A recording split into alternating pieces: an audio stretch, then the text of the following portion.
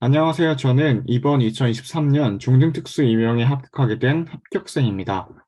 제가 이번 시간을 계기로 여러분들께 제가 공부했던 방법에 대해서 간단하게 이제 들려드리고자 합니다.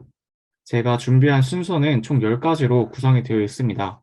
첫 번째로는 목차, 두 번째로는 소개, 세 번째로는 스케줄, 그리고 네 번째로는 초수와 비교했을 때 제가 어떤 부분을 보완했는지에 대한 되돌아보며, 그리고 다섯 번째로는 전공 공부, 여섯 번째로는 매일매일 했던 상트법, 총론, 점자, 지문자, 일곱 번째로는 교육학, 여덟 번째는 시험 당일, 그리고 아홉 번째는 2차 준비, 열 번째로는 제가 수험 생활에서 느꼈던 점을 말씀드리고자 합니다. 그러면은 바로 진행을 해보도록 하겠습니다. 저는 이번 연도 2023년 경기 지역의 국공립 최종 합격자입니다. 제가 시험을 준비했을 때 초수나 재수 때 많은 합격 수기를 보면서 제 공부 방향을 설정했었습니다. 이번 기회를 통해서 수험생 분들께 조금이라도 도움이 될 수 있을까 몇 글자 적어 보았습니다. 100명의 합격생 있으면은 100가지의 공부 방법이 있다고 하니 저의 합격 수기를 보면서 이런 공부 방법도 있구나라고 하면서 가볍게 들어주시면 좋을 것 같습니다. 맨 먼저 저는 스케줄에 대해서 이제 말씀드리겠습니다. 먼저 초수 때 저는 학부와 병행을 했기 때문에 수업이 없는 날에는 집 앞에 있는 스터디 카페를 이용했습니다. 아침 9시 반부터 밤 10시까지 공부를 했었었고, 이때 전공과 교육학 모두 1년 커리를 수강했습니다. 1, 2월 달에는 코로나, 그리고 5월 달에는 교생 실습으로 인해서 직접 노량진에 가지 못하고 이때는 인강으로 전화해서 수강했었습니다. 반면 재수 때는 제가 일반 독서실에서 약 8개월 동안 총무로 일을 하면서 공부를 했습니다. 제가 출근 시간이 8시까지였기 때문에 아침 8시에 시작을 해서 밤 9시부터 밤 10시까지 공부를 했었습니다. 이때 교육학 강의는 따로 듣지 않았었고, 전공은 초소 때와 마찬가지로 서진 강사님의 강의를 들었습니다. 그래서 3월부터 6월은 인터넷 강의로, 7월부터 11월에는 제 노량진으로 직강을 수강하였습니다. 제 1, 2 시간표를 보게 되면은 일단 아침 8시에 출근하게 되면은 저는 법총론 전화 스터디를 짝 스터디로 진행을 하였는데요. 이때 약 30분에서 40분 동안 서로 인출을 했었습니다. 그리고 오전 시간에는 저는 교육학에 공부를 하였고, 점심 먹고 집을 가기 전까지 나머지 시간에는 저는 전공했다가 공부 시간을 투자했습니다. 맨 밑에는 이제 제가 하반기 스케줄을 월요일부터 일요일까지 예시로 들어왔는데, 저는 하반기에는 일주일에 하루 정도는 꼭 휴식을 취했습니다. 그래서 각자 월요일, 화요일, 수요일, 목요일, 금요일, 토요일에 해당하는 분량만큼 매일매일 나눠서 공부를 했었습니다.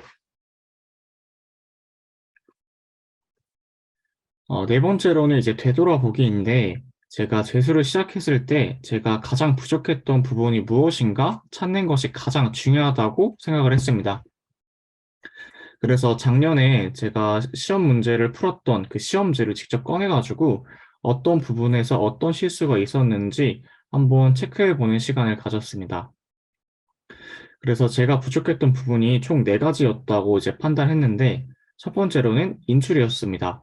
소수 때 암기를 굉장히 잘했다고 생각을 했지만 막상 그 시험장에서는 명칭이 헷갈리기도 했고, 결국 이게 틀려가지고 점수를 깎이게 되는 계기가 되었습니다. 그래서 저는 이러한 부분을 보완하기 위해서 이제 3월부터 천천히 인출 스터디를 진행을 하였습니다. 두 번째로는 개념에 대한 이해였습니다. 소수 때 단순히 암기식 공부를 하다 보니까 서진 강사님이 7월, 8월에서 약간 변형된 문제를 내거나 아니면은 모의고사 때 살짝 비트 문제를 냈을 때 저는 거의 다 틀렸습니다. 그래서 저는 재수를 시작하고 나서부터 모르는 부분에 대해서 그냥 암기로 외우는 것보다는 이해하고자 하는 시간을 늘리려고 많이 노력을 했습니다. 세 번째로는 실전 연습입니다. 소수 때는 오전에는 교육학 공부, 오후에는 전공이라는 큰 틀만 잡고 공부를 했었습니다. 그래서 저는 뭐 실제 시험 시간에 맞춰서 문제를 풀어보거나 답안 작성 역시 풀 문장으로 적는 것이 아니라 단어로 적었었습니다. 이러한 부분이 결국 시험에서 감점 요인으로 작용을 했었고, 이러한 부분들을 최소화시키기 위해서 시험 보기 한 달 전부터 시험과 동일하게 생활하였습니다. 밥을 먹는 시간이라던가 아니면 쉬는 시간도 실제 시험 시간과 똑같이 맞췄습니다. 네 번째로는 휴식입니다. 제가 수험 생활을 조금 뒤돌아보았을 때 너무 열정이 있고 열에 불탄 나머지 일주일 동안 쉼없이 공부를 했었습니다. 1, 2월에는 자리에 앉아서 한 12시간 정도 공부를 했었지만 시간이 지나면서 점차 지치게 되었습니다. 결국 하반기에는 그 상반기에 반 정도의 공부만 했었고 12시간을 앉아 있었어도 막상 공부를 하는 시간이 2시간에서 3시간밖에 되지 않았던 것 같습니다. 그래서 저는 재수를 시작했을 때 상반기에서는 주 2일, 그리고 하반기에서는 주 1일을 꼭 휴식을 취하려고 하였습니다.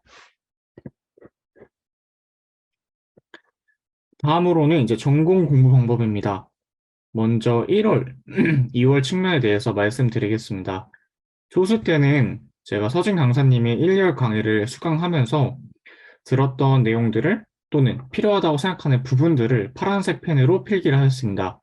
그리고 중요했던 부분은 노란색으로 따로 밑줄을 그어 넣었습니다. 그리고 이제 서진 강사님이 강조를 했던 부분이나 아니면 새롭게 알게 된 부분은 제가 빨간색 펜을 이용하여 그 이론서 밑쪽에다가 따로 필기를 해 두었습니다.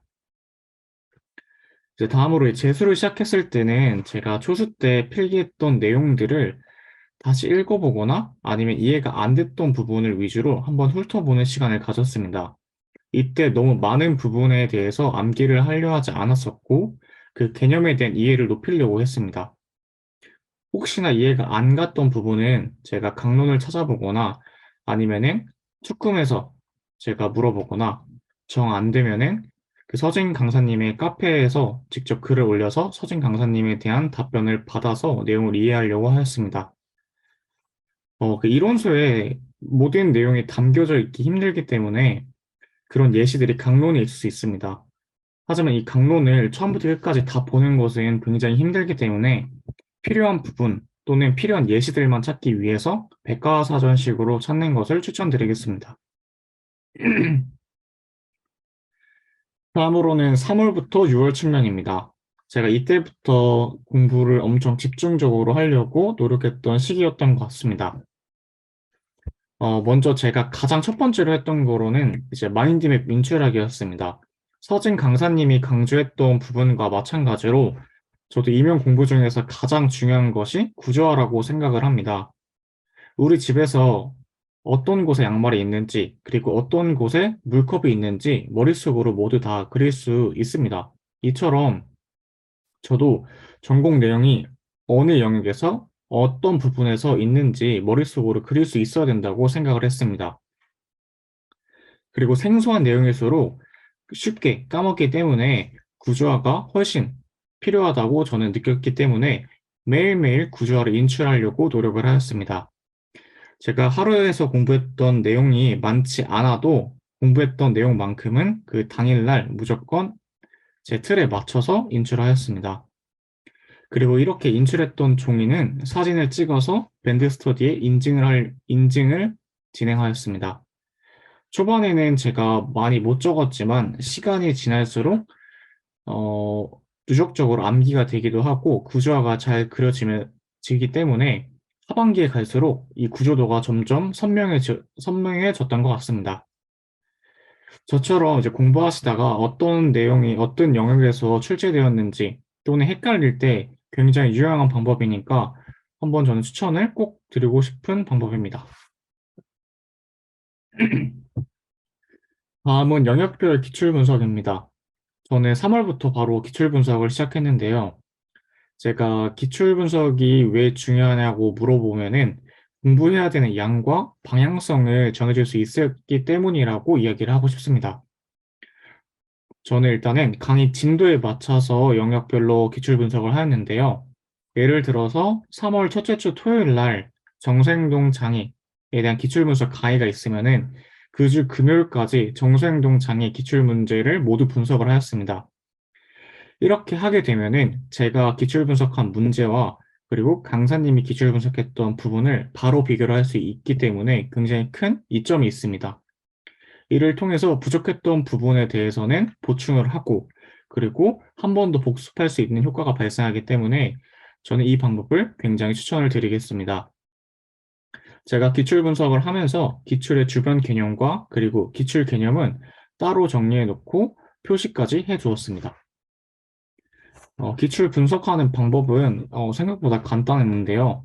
첫 번째로는 이제 해당 영역에 대한 문제를 풀이하고 답안을 확인하고 그리고 어떤 영역에서 출제되었는지 따로 표시를 해두었습니다. 다음으로는 지문 속에서 답안이 될 수 있는 근거를 찾으려고 하였습니다. 예를 들어서 당뇨 망막병증에 대한 명칭을 쓰라고 했으면은 촉각의 둔감화 또는 듣기 교재와 같이 그 해당하는 키워드를 뽑을 수 있는 근거들을 같이 옆에서 색깔펜으로 표기를 해두던가 아니면은 형광펜으로 그어 놓았습니다. 그리고 이렇게 끝나면은 기출 개념의 빈도를 확인했고 중요도에 대한 순위를 매겼습니다. 기출을 분석하게 되면은 특정 부분이 굉장히 많이 나왔다는 부분을 알 수 있게 됩니다. 그렇기 때문에 기출 분석을 할 때도 어떤 부분을 더 많이 봐야 하는지 그리고 어느 부분에 대한 암기가 먼저 되어야 하는지 알 수 있게 되었습니다. 이제 마지막으로는 기출 개념 확장입니다. 기출이 나왔던 그 개념의 앞뒤 문장을 저는 보통 많이 보았었고 아니면은 지문에서 새롭게 등장한 단어가 있으면은 따로 저는 표시를 해두었습니다. 특정 개념이 나왔으면은 그 개념과 반대되는 개념이 뭐였는지 표기를 해두었고 이 개념에 대한 장점과 단점까지도 시간이 되면은 같이 표시를 해두었던 것 같습니다. 그래서 제가 여기 기출 분석을 했던 책을 보게 되면은 저는 빨간 펜으로 되어 있던 부분들이 이제 기출 개념 주변 것들을 표시를 따로 해두었던 것입니다. 다음으로는 이제 인출입니다. 음, 제가 초수 때 인출이 굉장히 부족했다고 느꼈기 때문에 3월부터 천천히 진행을 하였는데요. 저는 오프라인 스터디로 총 4명의 스터디원들과 함께 인출 스터디를 진행하였습니다. 저는 같은 강사님을 듣는 4명의 스터디원으로 구성했는데 그 이유가 다른 강사님을 수강하는 스터디원들끼리 스터디를 하게 되면은 서로 다르게 배웠던 부분에 대해서 의견이 상충하게 되고 이런 부분이 계속 엇나가면은 인출이 별로 효과적이지 않을 거라고 생각을 했기 때문입니다. 그래서 저는 이렇게 같은 강사님을 듣는 4명의 스터디원들과 스터디를 진행했을 때 매주 장의 영역이 끝날 때마다 해당 분량만큼 인출 목록표를 만들어서 인출을 했습니다. 진행 방법은 각자 한 개씩 제비뽑기를 해서 나머지 3명에게 그 해당하는 개념을 설명해 주었습니다. 이때 나머지 스터디원들은 그 인출한 이후에 부족했던 부분에 대해서 첨언을 해주거나 아니면 4명이 다 모를 경우에는 이 책을 보고 이제 오답을 수정하였습니다. 초반에는 그 4명 모두 다 버벅거리고 힘이 많이 들었지만 시간이 지날수록 인출에 대한 속도도 굉장히 많이 빨라졌고 정확성도 굉장히 높아졌습니다. 인출 리스트는 제가 매달 업데이트 하려고 하였고 계속 인출 리스트를 늘려나가다가 이제 마지막쯤에는 기출과 관련돼 있는 인출 리스트만 뽑아가지고 인출을 하였습니다.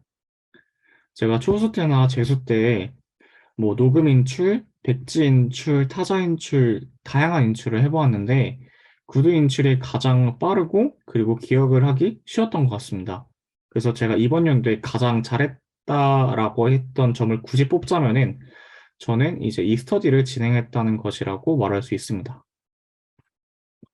인출 스터디 때 주의사항이 있습니다. 제가 인출 스터디 시 스터디1이 핵심 키워드를 말하고 있는지 꼭꼭 확인을 해줘야 한다는 것입니다.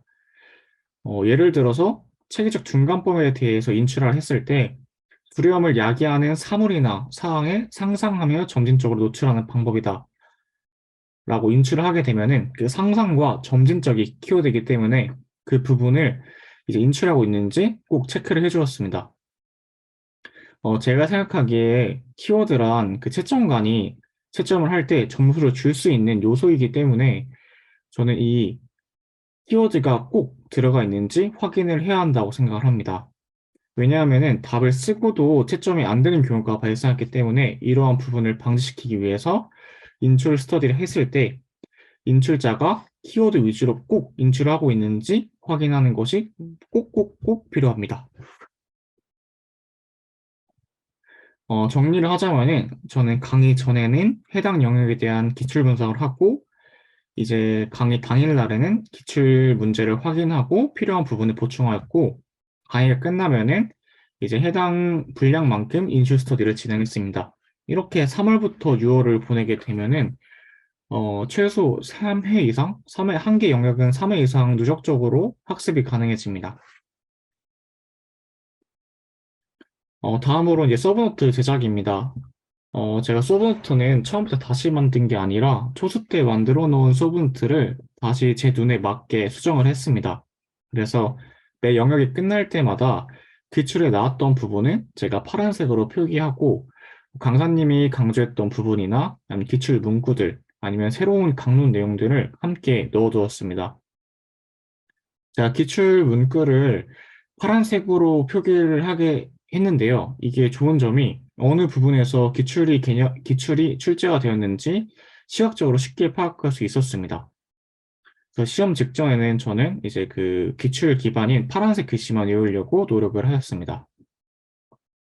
제가 당부드리고 싶은 말씀은 서브노트는 필수가 아니라 선택이라고 생각합니다. 너무 많은 시간을 들여가지고 서브노트를 만드는 것보다는 합격자의 서브노트를 받아서 자신의 틀에 맞게 수정하는 것이 좋다고 생각합니다. 말 그대로 서브 노트이기 때문에 너무 많은 내용을 담지 않고 자신이 외울 내용만 딱 정리해서 만드는 것이 가장 중요합니다. 제가 서브노트를 만들 때 좀 많이 어려웠던 부분이 있는데요.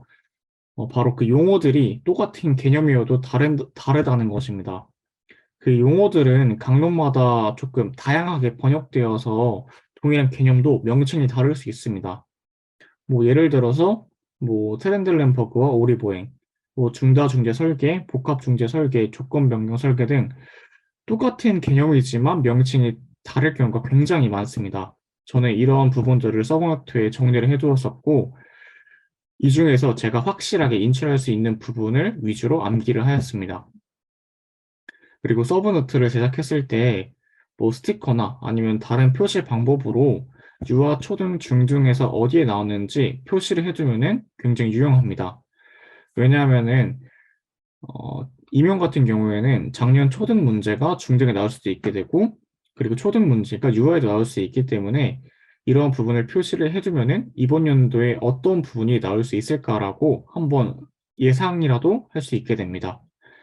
저 같은 경우에는 초수 시절 때는 유아는 노란색 스티커로, 그리고 초등은 이제 초록색 스티커로, 중등은 파란색 스티커로 따로 표시를 해 두었습니다. 자, 이렇게 상반기가 끝나게 되고 이제 7, 8월로 넘어가겠습니다. 저는 7월부터 이제 연도별 기출 분석 스터디를 진행하였습니다. 7월 27일부터 시작을 해서 10월 5일, 약 한 2주 조금 2주가 아니라 2달 조금 넘게 이제 스터디를 진행하였는데요. 2022년도부터 시작을 해서 2013년도 출시 문제까지 기출 분석을 하였습니다. 저는 스터디 1은 총 3명으로 구성을 하였었고, 모두 다른 강사님을 수강하는 스터디 1으로 구성을 했습니다. 제가 각자 다른 강사님을 듣는 스터디 1으로 구성한 이유는 동일한 문제가 있어도 저는 다양한 시각을 조금 얻기 위함이었습니다. 결과적으로 스터디원들끼리 이야기했던 부분 또는 강조했던 부분이 시험에도 출제가 되었습니다. 제가 연도별 기출 분석 스터디를 어떻게 운영했는지 이제 말씀드리겠습니다. 첫 번째로는 이제 문제 풀이 및 영역 찾기입니다. 기출 문제를 풀어보시면 알겠지만 하나의 문제에도 3개 이상의 영역이 섞여서 들어가 있습니다. 그렇기 때문에 각 문제별로 구분을 두었습니다. 1-1은 정서행동장애, 1-2는 행동수정, 1-3은 사정과 평가. 이렇게 하나의 문제여도 안에 있는 소문제들을 각각 영역별로 나누었습니다. 그리고 이때부터 저는 단어로 쓰는 것이 아니라 실제 시험처럼 문장으로 적는 연습을 이제 했습니다. 그래서 어떤 문장이 깔끔한지 계속 확인을 했습니다. 그리고 두 번째로는 이제 기출문제를 좀 뜯어보았습니다. 문제에서 답으로 갈 수 있는 힌트나 근거는 제가 노란색 형광펜으로 표기를 해두었고, 파란색 펜으로는 관련된 개념을 좀 적어두었습니다. 예를 들어서 경직형 뇌성마비를 쓰라고 시험 문제 출제가 되었을 때는 파란색 글씨로 출제기와 운동피질의 손상이다 또는 근긴장도가 높다 등 기출 개념과 관련되어 있는 내용들을 따로 적어두었습니다. 세 번째로는 이제 확장하기입니다. 서진 강사님이 강조했던 부분과 그리고 기출 이외에 나올 것 같은 부분들을 저는 빨간색 펜으로 따로 표기를 해 두었습니다. 예를 들어서 후방형 지지워커가 시험 문제로 나왔을 때 그 옆에 전방형 지지워커, 편마비용 넣고 후방형 지지워커의 장점, 단점 등을 같이 적어 두었습니다. 맨 처음에는 어디까지 이 부분을 확장해야 될지 좀 많이 고민을 했었는데 제가 스터디원들끼리 함께 의논해 본 결과 명칭, 장점, 단점, 그거에 대한 정의, 이 개념을 다른 개념과 비교했을 때 어떤 부분이 다른지 아니면은 특정 부분이 어떤 장애 학생의 특성과 관련이 있는지 등과 같이 이 정도까지만 딱 확장을 했던 것 같습니다. 이렇게 확장이 끝나게 되면은 그 스터디를 이제 진행을 했는데요. 스터디를 통해서 내용을 공유를 했습니다. 스터디 당일날 순서를 정해서 저희는 각자 한 문제씩 설명을 하였었고, 설명을 마친 후에 다른 스터디원들의 생각을 조금 들어보았습니다. 그런 다음에 공통적으로 답안에 들어가야 될 키워드를 뽑아냈습니다. 이후에 그리고 저는 다른 강사님들이 강조했던 부분 아니면 제가 강조했던 부분들을 초록색이나 보라색으로 따로 표시를 해두었습니다. 이렇게 해서 이제 연도별 기출분 스터디를 운영하였었고, 이때도 이제 인출 스터디를 계속 진행을 했습니다. 방식은 3월과 6월과 동일하게 진행을 하였습니다. 하지만 이때부터는 일주일에 1개 영역이 아니라 3개 이상의 영역을 섞어서 했습니다. 앞에 표에서 나와 있다시피 1주차에는 정서, 자폐, 공학, 2주차에는 지적, 행수, 시각 이렇게 최소 3개 이상 영역을 섞어서 했습니다. 근데 저는 이 영역에 대한 순서를 정할 때 책의 순서에 맞게서 했습니다. 그래서 책의 맨 앞에 부분 2가지 영역과 책의 맨 뒤에 1가지 영역을 합쳐서 3가지 영역을 만들었습니다. 이렇게 하게 되면은 제가 마지막으로 공부했던 영역을 까먹을 때쯤 인출을 할 수 있게 되어서 모든 영역을 빠른 시간 동안 고루고루 건들 수 있다는 장점이 있었습니다. 인출 리스트도 제가 3월과 6월과 마찬가지로 연도별 기출 분석을 하면서 또는 강사님의 변형 문제를 들으면서 계속 인출 리스트도 업데이트를 하였습니다. 이제 9월부터 11월 측면 말씀드리겠습니다. 저는 9월에는 2주에 1회독을 목표로 모든 영역을 섞어서 4일분으로 나눠서 인출을 했습니다. 이렇게 하게 되면은 9월 한 달 동안 약 2번 정도 인출을 할 수 있었습니다. 그리고 10월부터는 일주일 1회독을 목표로 1일분으로 나눠서 인출하였습니다. 이때부터는 제가 모든 영역에 대해서 인출을 하기에는 시간이 너무 없었기 때문에 기출 분석을 통해서 중요도가 가장 높은 것들 위주로 추렸습니다. 그래서 그 중요도가 높은 것들 위주로 인출 리스트를 만들어서 스터디원들과 함께 우선순위를 두고 인출을 하였습니다. 그래서 혹시나 저와 같은 방법으로 인출 스터디를 하시는 분들은 9월부터는 이제 기출 기반과 관련돼 있는 인출 리스트로 이제 인출을 하시는 것을 추천드리겠습니다. 그리고 두 번째로는 연도별 기출 중요도를 표시하였습니다. 제가 연도별 기출 분석을 하면서 A1번, A2번, A3번에 어떠한 개념이 나왔는지 표로 정리를 해두었습니다. 뭐 2022년도 초등 문제에 나왔던 개념이나 아니면은 최근에 안 나왔던 개념을 시각적으로 이제 볼 수 있어서 그렇게 안 나왔던 부분에 대해서 조금 더 공부를 하려고 이 표를 만들었습니다. 그리고 시험 문제는 다양한 영역들이 섞어서 나오기 때문에 영역을 바로바로 바꿔가면서 인출할 수 있는 능력이 필요합니다. 그래서 저는 이러한 능력을 기르기 위해서 이 표를 토대로 해당 기출 개념에 대한 주변 개념, 그리고 해당 개념에 대한, 그리고 주변 개념, 다시 말씀드리겠습니다. 기출 개념에 대한 주변 개념과 그리고 그 다음 문제에 대해서 어떻게 생각할 것인지에 대해서 계속 백진출을 하였습니다.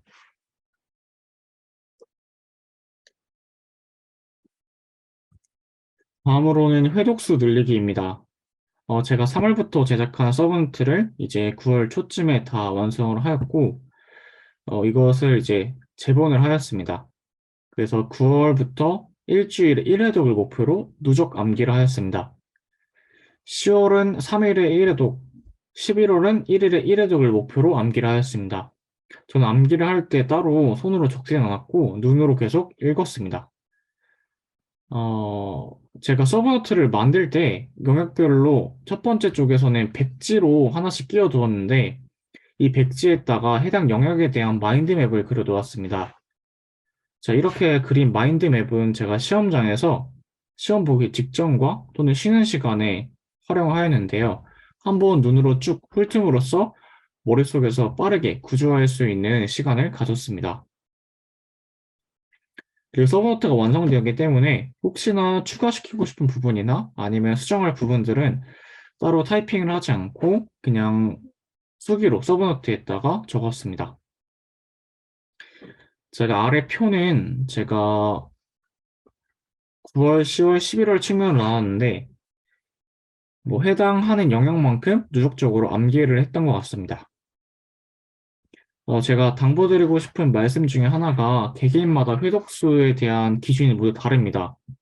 그렇기 때문에 뭐 11월에 1회독을 하겠다라는 것보다는 11월에 1일 1회독을 하겠다라는 것보다는 1회독이 일주일 걸리더라도 정확히 암기하는 것이 중요하다고 생각합니다. 그래서 합격생 분들도 개개인별로 회독수가 모두 다르기 때문에 11월에는 꼭 1일 1회독을 하겠다라는 것보다는 자신의 루틴에 맞게끔 회독수를 점차 늘려나가는 것을 추천드리겠습니다. 다음으로는 이제 모의고사입니다. 제가 9월부터는 그 서진강사님 파이널 모의고사를 직접 노량진에서 계속 시험처럼 동일하게 진행을 하였습니다. 그래서 저는 이때 답안 작성 시간과 식사 시간까지 최대한 동일하게 맞추려고 노력을 했는데 이렇게 하게 되니까 시험 당일날도 그냥 모의고사의 하루 같은 느낌을 받았습니다. 그래서 혹시나 현장감을 느껴보고 싶으신 분들은 저는 노량진에서 직강을 가시는 것을 추천을 드리겠습니다. 서준 강사님 모의고사의 가장 큰 장점은 기출과 관련돼 있는 문제가 많다는 것입니다. 그렇기 때문에 시험 문제에서 너무 생소한 문제 빼고는 한 번씩 훑는 느낌을 들었습니다. 모의고사 문제를 통해서 어떻게 시험에 나올 건지 한번 생각을 해보고 제가 틀린 부분에 대해서는 스스로 오답 노트를 적극적으로 활용하였습니다. 그리고 모의고사마다 자신의 위치가 나오기 때문에 상대적인 위치를 얻고 그를 통해서 저는 동기부여까지 함께 받았습니다. 그리고 9월부터는 저는 답안 작성 연습이 정말 중요하다고 생각을 합니다. 제가 아까 연도별 기출 분석 스터디를 진행했다고 말을 했었는데, 저는 그 세 명의 스터디원이 같이 답안 작성을 했을 때 어떤 답이 가장 매끄러운지 한번 이야기를 해보는 시간을 가졌습니다. 뭐 예를 들어서 당뇨 망막병증은 촉각이 둔감해지기 때문에 묵자와 점자가 아닌 듣기 교재를 사용해야 하기 때문이다. 라고 제가 서술을 했었지만, 다른 스터디원들은 당뇨 망막병증은 촉각이 점차 둔감해지므로 묵자와 점자가 아닌 듣기 교재를 사용해야 하기 때문이다. 라고 서술했습니다. 동일한 내용이 들어가 있음에도 불구하고 저희는 후자가 더 매끄럽다고 판단을 하였습니다. 그래서 이렇게 저희가 채점자가 조금 더 가독성 있게 채점할 수 있도록 뭐 연도별 기출, 분석 스터디나 아니면은 서진 강사님 모의고사를 통해서 계속 조금 더 매끄러운 답안 작성을 하기 위해서 연습을 많이 했습니다. 다음으로는 이제 매일매일 했던 장트법, 총론, 점자, 지문자입니다. 저는 일단 장트법에서 말씀을 드리면은 장트법은 제가 싹스터디원을 구해서 매일 오전 8시부터 10시 반까지 인출 스터디를 진행하였습니다. 6일 기준으로 1회 독을 잡았었고 3월, 4월에는 단어에 대한 빈칸 정도로 시작을 해서 점차 문장으로 통인출하는 연습을 하였습니다. 장트법 문제는 저는 기출 분석을 꼭 한 번은 해보셨으면 좋겠습니다. 제가 중등이기 때문에 뭐 초등이나 유아 부분을 많이 생략을 하였고 기출 분석을 하고 나서 기출 빈도가 가장 높은 1순위부터 외웠고 혹시나 새롭게 업데이트된 내용들을 2순위로 암기를 하였습니다. 장드법 문제는 답이 정해져 있기 때문에 법에 게시되어 있는 그 문구 그대로 외우려고 노력을 했습니다. 그리고 모의고사 시즌에 들어가고부터는 시험 문제를 봤을 때 약 3초에서 5초 동안 생각을 하고 답안을 작성할 수 있게끔 연습을 했습니다. 그래서 월요일부터 토요일까지 이렇게 6분할로 해서 매일매일 암기를 했던 것 같습니다. 다음으로는 점자랑 지문자인데 점자 스터디는 제가 초수나 재수 때 모두 밴드 스터디를 운영했습니다. 총 7명의 스터디원으로 구성하였고 각자 요일 담당별로 문제를 출제하였습니다. 초반에는 5음절 이내로 출제를 하였지만 점차 문법, 영어, 숫자, 특수 문제를 섞어서 출제를 하였습니다. 진행 방식은 출제자가 당일 오전 8시에 문제를 출제를 하게 되면은 나머지 스터디원들은 그 당일 오후 11시 59분까지 답안을 찍어서 밴드 스터디에 게시를 하였습니다. 점자 문제는 해석, 저명 찍기, 뭐 틀린 부분 찾기 등 다양한 유형으로 출제가 됩니다. 그렇기 때문에 스터디를 진행하실 때 다양한 문제 유형으로 섞어서 하시는 것을 추천드리겠습니다. 지문자도 자음, 모음, 숫자, 영어를 섞어서 점자 문제 함께 출제를 했습니다. 점자와 지문자는 저는 많은 시간을 하루에 투자하는 것이 아니라 조금씩 누적적으로 하는 것이 중요하다고 생각을 합니다. 그렇기 때문에 10분 이내로 하루에 투자를 하였고 시험 문제에서도 점자나 지문자 문제는 틀리지 않았습니다.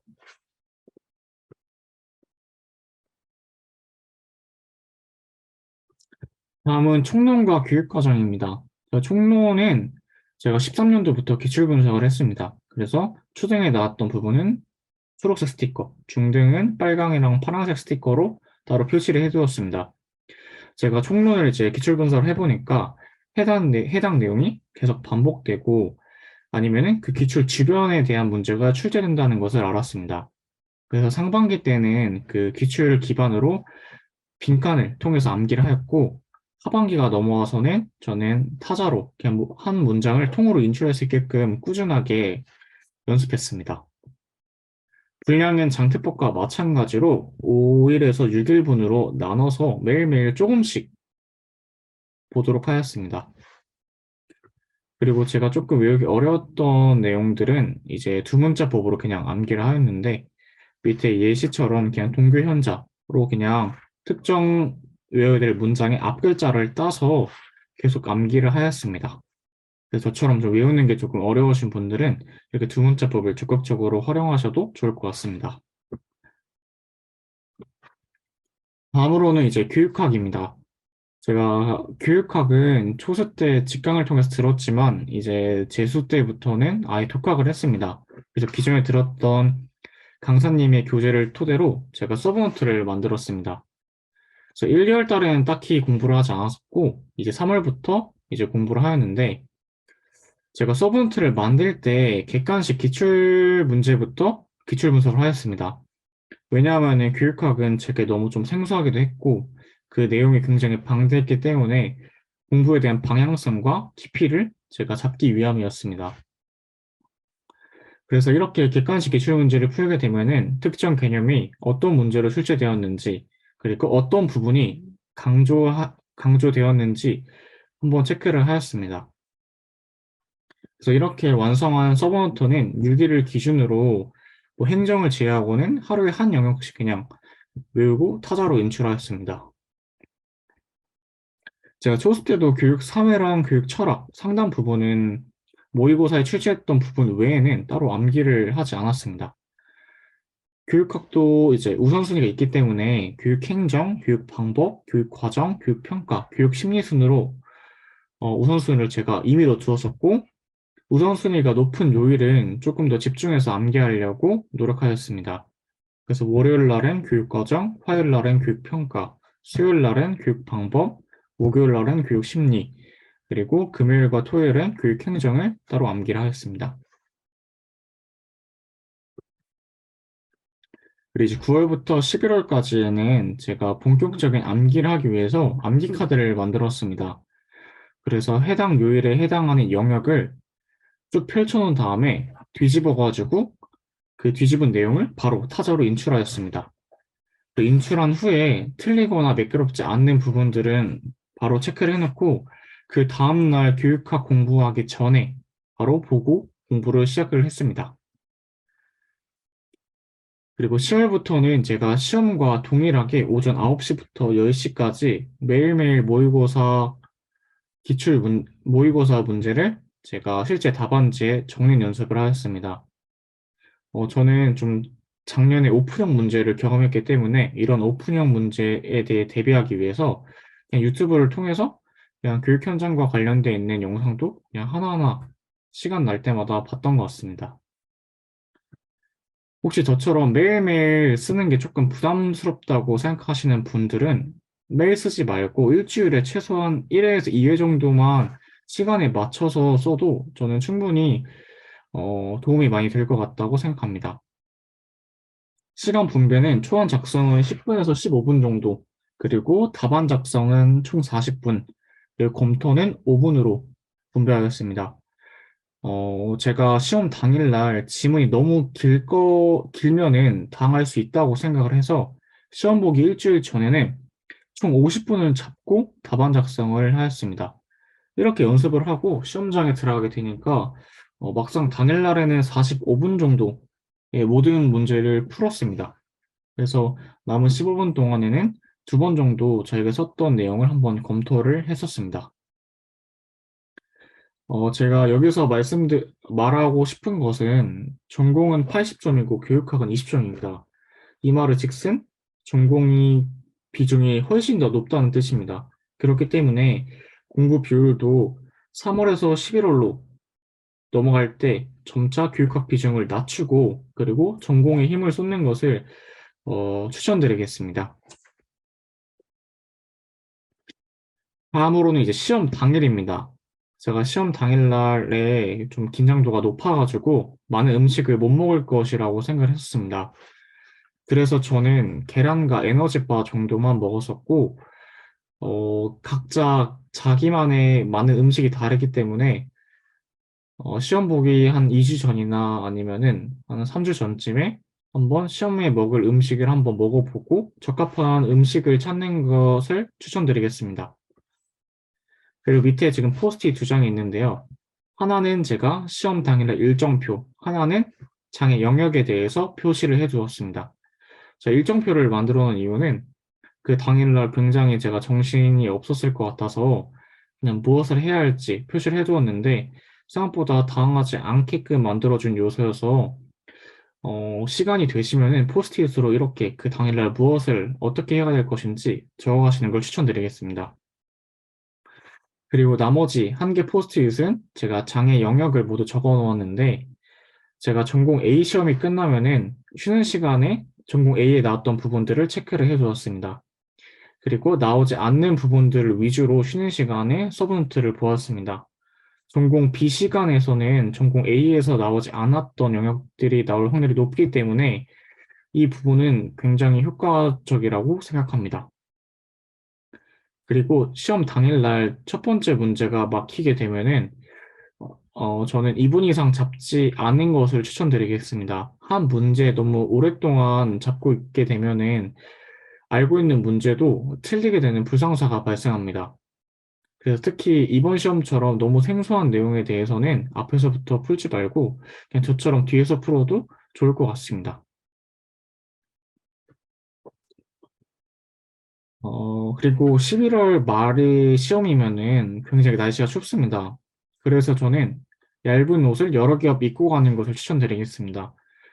아무래도 손으로 직접 써야 되는 시험이 되기 때문에 너무 추우면 손이 얼게 되고, 그리고 너무 더우면 졸릴 수 있어서 여러 개 입고 간 다음에 자신의 체온에 맞게끔 옷을 벗던가 아니면 옷을 입는 것을 추천드리겠습니다. 다음으로는 이제 2차 준비입니다. 저는 발표 전과 발표 후로 나눠서 말씀드리겠습니다. 발표 전에는 총 3명의 스터디원과 함께 2차를 준비를 했습니다.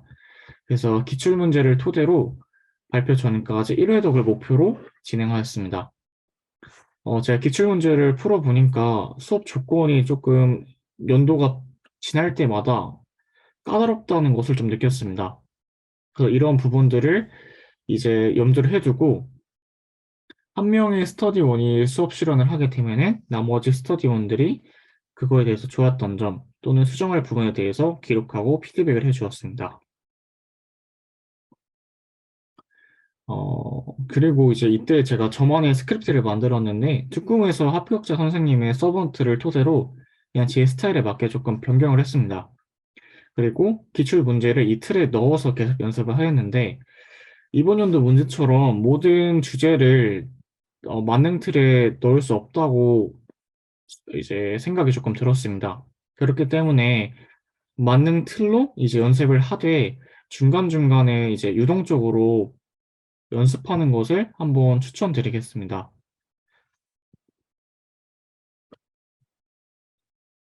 다음으로는 이제 발표 후입니다. 저는 이제 합격자 발표가 난 후, 1차 합격자 발표가 난 후에 바로 2023년도 경기 주요 업무 계획을 토대로 서번트를 만들었습니다.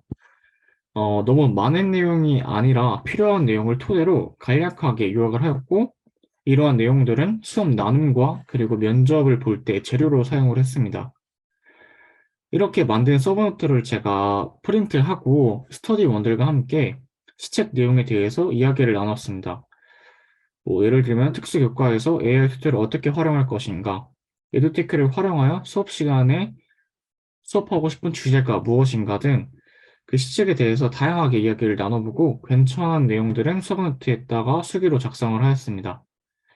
이런 부분이 초반에는 도움이 될까 생각을 했지만 지나고 보면은 그렇게 이야기했던 부분들이 조금 더 창의적이고 그리고 저만의 답변을 만들 수 있게 되어서 굉장히 도움이 된 것 같습니다.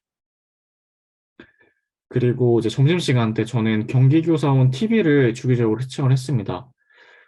유튜브에 치시면은 나오게 될 텐데 뭐 현장의 실제 사례를 이제 알려줍니다. 그렇기 때문에 이러한 실제 사례들을 제가 간접적으로 느끼면서 이런 부분들을 면접과 그리고 수업 나눔 때 계속 답변하기 위한 재료로 이제 만들었습니다. 발표 후에 스터디 운영은 저는 두 가지 스터디를 운영했습니다. 월수금 스터디 하나, 그리고 화목토 스터디 하나, 총 두 가지 스터디를 운영했는데 이때 저는 모두 고사실이 다른 분들로 각각 3명씩, 저까지 합쳐 3명씩 구성을 하였습니다. 그리고 이때 따로 변형된 문제를 활용했다기보다는 그냥 두 스터디 모두 기출문제를 토대로 그냥 조건만 좀 더 까다롭게 만들어서 계속 연습을 했습니다. 뭐 예를 들어서 2023년도 초등 문제에 나왔던 미러링 사용, 전자칠판 사용, 문제행동 중재를 뭐 2명, 3명 이상 해라. 아니면 학생들이 학습 무기력이 있다 등 기존의 기출 문제에 대해서 조건만 조금 더 까다롭게 연습을 하였습니다. 그리고 스케줄 변동이 있는 날에는 직접 수업을 녹화한 후에 밴드를 활용했습니다. 이렇게 좋았던 점 또는 아쉬웠던 점을 밴드를 활용하여 다 작성하였고 이러한 부분에 대해서 지속적으로 고쳐 나가려고 노력을 하였습니다. 그리고 2차를 준비하면서 저는 이제 다양한 멘토분들에게 수업 나눔, 뭐 수업 실현, 뭐 면접 등 피드백을 받았습니다. 이때 피드백을 받았던 부분은 다음 스터디 때 최대한 수정하고 가려고 노력을 하였습니다. 그리고 제가 추천드리고 싶은 방법 중에 하나가 한 번쯤은 큰 공간에서 연습해 보시는 것을 추천합니다. 그 이유는 뭐 동선도 체크할 수 있고 제가 모든 활동에 대해서 한번 어느 정도까지 가야 되는지 또 알 수도 있고 스스로 제스처 아니면은 표정 등 다양한 부분에 대해서 실제 시험과 유사하게 연습을 할 수 있기 때문에 여유가 되시거나 아니면은 뭐 시간이 되시면은 한 번쯤은 꼭 큰 공간에서 연습해 보시는 것을 추천드리겠습니다.